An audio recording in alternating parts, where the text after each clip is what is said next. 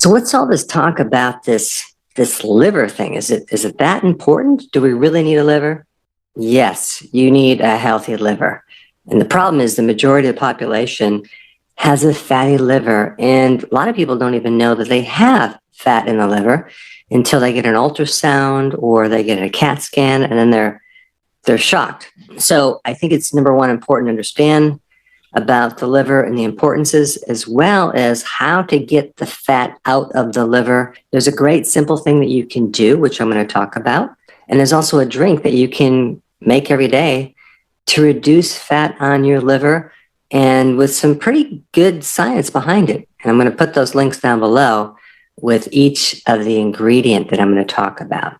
The first thing I want to mention about the liver is that people don't realize that bile is made by the liver. They think it's made by the gallbladder. No, the gallbladder is just a sac that holds the bile. But I want to talk about the importance of bile for a second, because the liver makes the bile. And the more you understand about what bile does, you'll appreciate the liver much, much more. Now, bile is a detergent that helps you break down fat. But exactly what does that mean, break down fat? Let's say, for example, this is some fat, okay?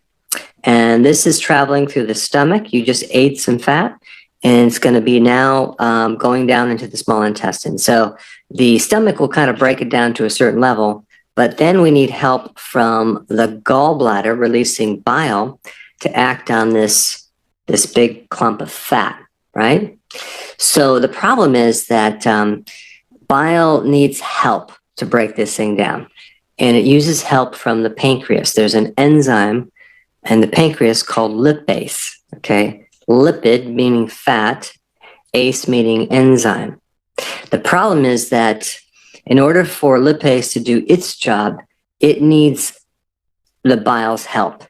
And what the bile is going to do, it's going to break down this significantly so there's more surface area for the enzyme to act on. So this is what bile does. So the bile starts to break this down into small little pieces here.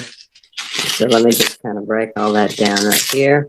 All right, so now we have a much greater surface area of fat for the enzyme lipase to do its job, okay?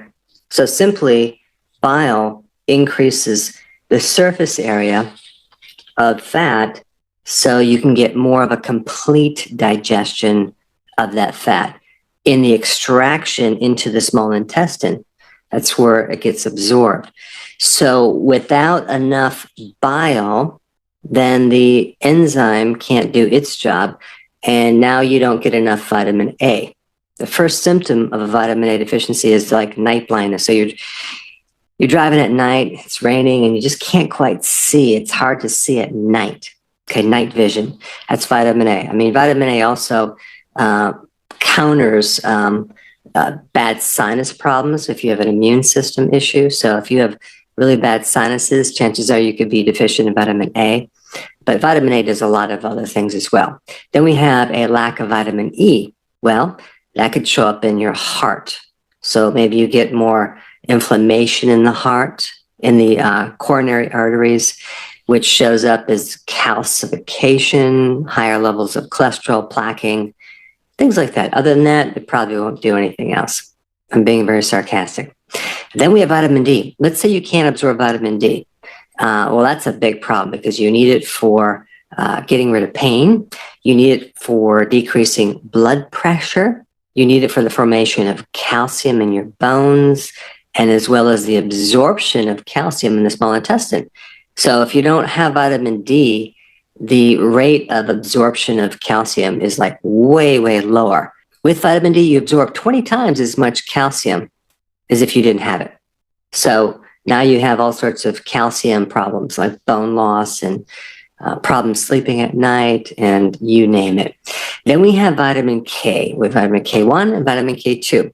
If you're deficient in vitamin K1, then you get bruising easily, you bleed easily, you can't clot as well. And with vitamin K2, a deficiency of that, you have a calcium building up in the arteries as well as the joints. Then we have other fats like omega-3 fatty acids. You need that to keep your inflammation really low. And without enough omega-3 fatty acids, you have all sorts of inflammatory conditions, arthritis, heart problems, even dementia because of the involvement in your brain.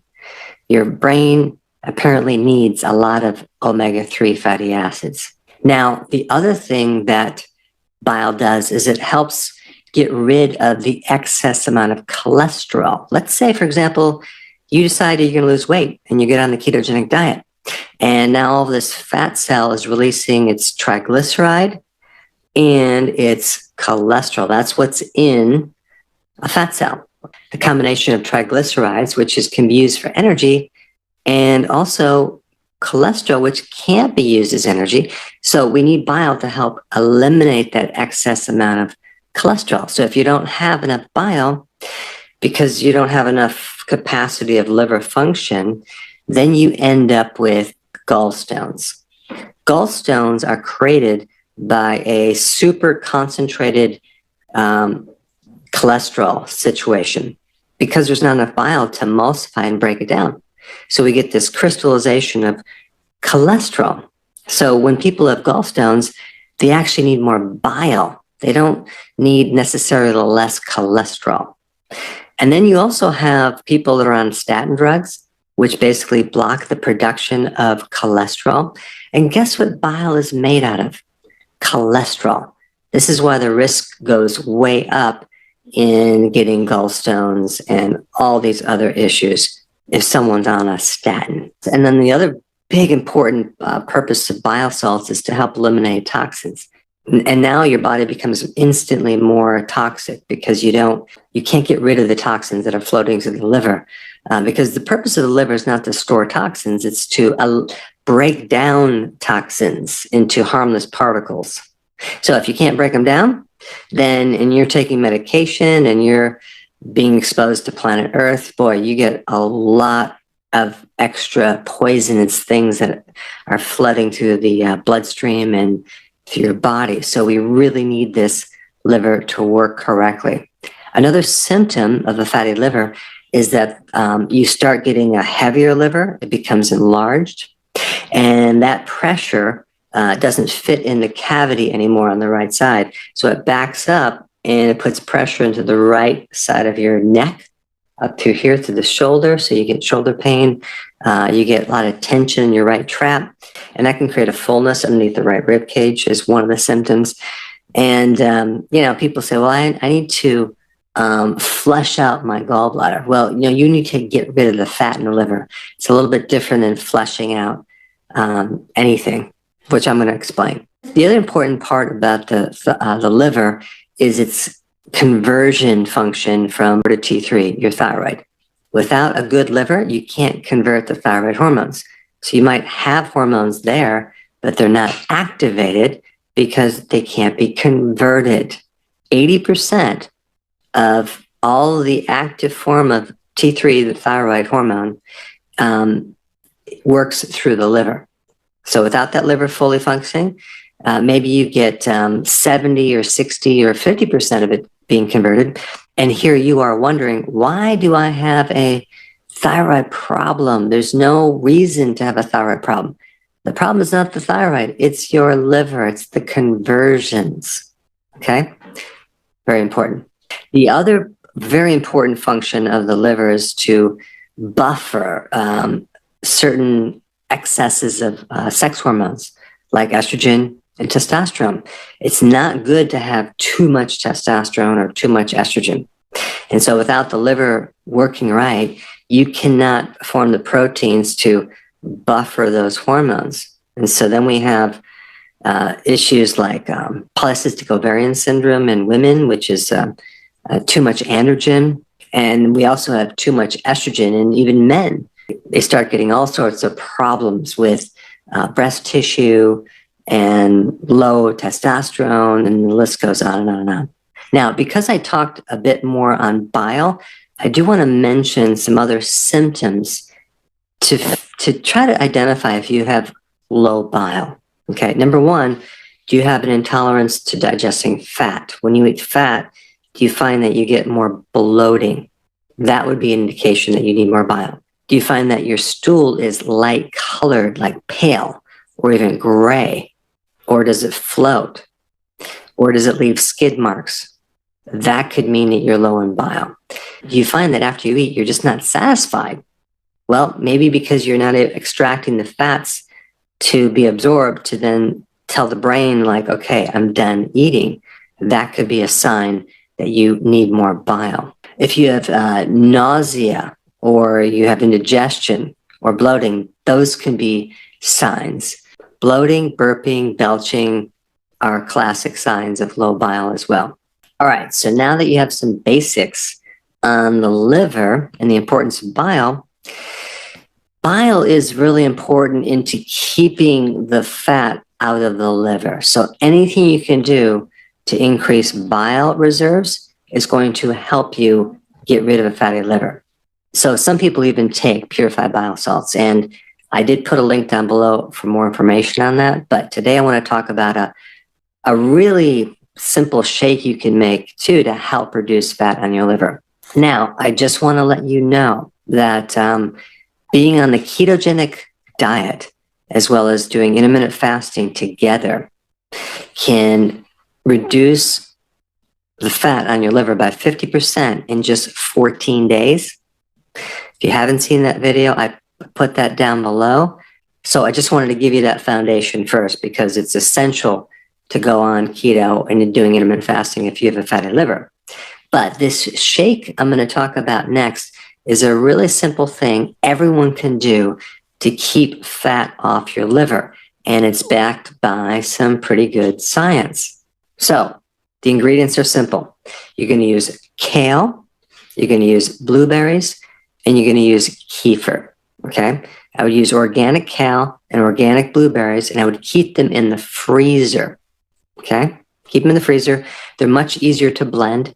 So you just take your blender out and you take 2 cups of kale frozen, and you can break it up into little chunks.